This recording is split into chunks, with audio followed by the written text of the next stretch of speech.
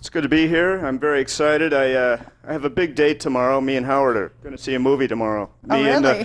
Yeah, we're going to see Mr. Warmth. It's a documentary about Don Rickles. And Don Rickles, to me, is one of my top 4 favorite comics of all time.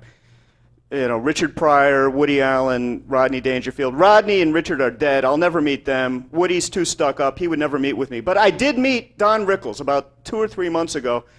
He came out with a book called Rickles Book. He put a lot of thought into that title, I think, Rickles Book. But I went to the book signing he had in West Hollywood, and I got there an hour late. I walk in, the lady says, we're sold out of the book. And I said, well, is Mr. Rickles still here? He says, yeah, he's in the back. He's doing kind of a meet and greet. So I go in the back. He's sitting there behind a desk all alone. He's got, like, you know, a display copy of the book. And I had a great opening. I walked up to him. I said, hi, Don. And he said, hiya, kid. How old are you? I said, I'm old. I'm 40. He goes, you're not old. Did you get the book? I said, they were sold out, but I'm going to get it. He said, are you a comic? I said, I'm trying to be. He said, I can tell by the way you said that. And he said, but you got to smile more.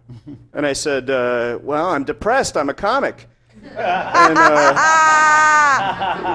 he said, he goes, I used to be depressed too. Read the book.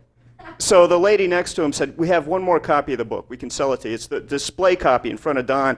She said, you want to buy it? I said, absolutely. So I got the book, and I said, this is my big closer. I planned this ahead of time. I leaned in. I said, Don, you're the best. You're an inspiration to comics. I pulled a 20 out of my pocket. I said, if I give you $20, would you insult me? He said, no. I only do that on stage. Keep your chin up. I said, I'll never be as great as you. Thanks, Don. I shook his hand. And on the way back to my car, I cried. Because that's the kind of pussy I am. I didn't cry at 9/11. I didn't cry after Hurricane Katrina.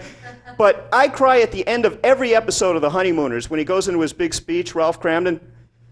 Alice, I know I'm a lummox and a loudmouth, but as long as I got you, I feel like a millionaire. And I break down every time because I'm sick. And I'm Dave Corrado. Thank you very much. Woo!